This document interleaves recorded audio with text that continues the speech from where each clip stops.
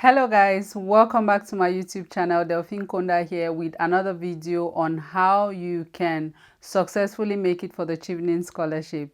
If you are just joining this channel for the first time, please don't forget to join the community by subscribing, to like, share, and of course always leave me a comment in the comment section of my videos. So today's video we are going to be talking about the references.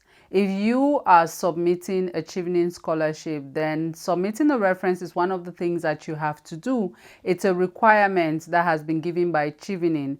Now, before we dive into the video, you must understand that this is a crucial part of your application. So do not take it very lightly. Don't say I've submitted the application, I've submitted my essays, so I don't have any more issues to deal with. The first thing that I did when I was looking for references is that I informed the people that I wanted to use as references way ahead of time. So the first thing I would say is check your deadline. What is the deadline that you have to submit the references? And after checking the deadline, inform the people who you want to be your references.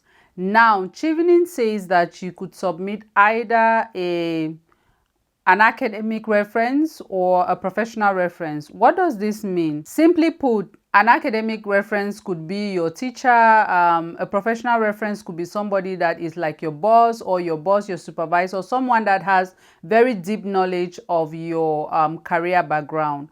So inform these people way ahead of time, because especially for those of you who are using academic references, sometimes they go on sabbaticals, sometimes they take long vacations, and it is the same thing with professional references or career references. So first things, check your deadline, inform the people way in advance. Do not put their name down if you have not informed them that you would love for them to be your references and they should accept. When you have done that, the next thing that you have to do is to make sure that you follow up. Don't just assume that because you have told them about your application, they have it at the back of their mind, they are going to give you the application, the referencing on time. They are busy people, they have a lot to do. So what you have to do is make sure that you follow them up. How do you follow them up? You give gentle reminders. One of the things that I did when I was submitting my own references was, in our time, we actually had to collect the references and then we uploaded them. I'm not particularly sure how it is done this year. I would have to check. But what I would say is prepare a referencing template. This is a very simple document in which I actually wrote down an update of all the things that I had done, so that the people who were giving me the references will be updated about my work. The truth is, I gave one academic reference and one professional reference. My academic reference knew the things that I was doing from Facebook, but they did not have that deep knowledge about what I was doing, like in details.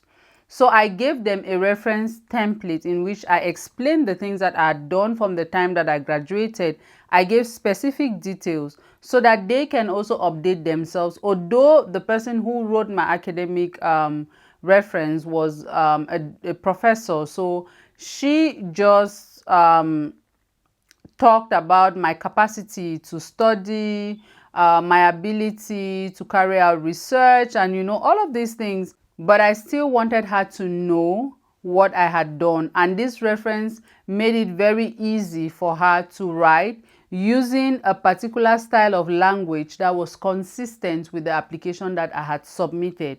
So there were no guessworks and anything, because I made sure of that. So making a referencing template is something that can guide your referees to be able to support you better. I know that the next question might be, Delphine, what if I don't have one academic reference and one professional references? What if I have just two academic references or two professional references? My response will be to you, go with what you have. When you are doing your referencing, when you're doing your reference template, one of the things that I should add is that put links, put proof of work. like pictures, links to articles, links to videos, things that you have done that they can as well click on it to be able to update themselves. That way they are sure 100% that what they are updating themselves about is exactly what you have done. Do not exaggerate, but just give them a template that can help update them if it is somebody that you have not been in contact with in recent times prior to your application. Finally, something else that I would recommend you do is, if you are going to ask somebody to be your referee, it doesn't hurt if you cannot do your referencing template. Just give them copies of your essays so that they can read it and have an idea of what you wrote, because different applications require different style of writing and has different focus and objectives. So I think that if you give them a copy of those essays, then it will help them to know exactly what you have written, what Chevening is looking for, what your objectives are, and all of that. Be strategic at every point. Do not take anything lightly until it has been confirmed that you are a Chevening scholar. I hope that you did enjoy this video, and I hope that it is useful to you. Let me know in the comment section if there's anything that you wanted me to talk about that I left out. I wish you all the best with your Chevening applications, and in the comment section you can always ask me your questions. Until we meet again, guys, please don't forget to create some impact.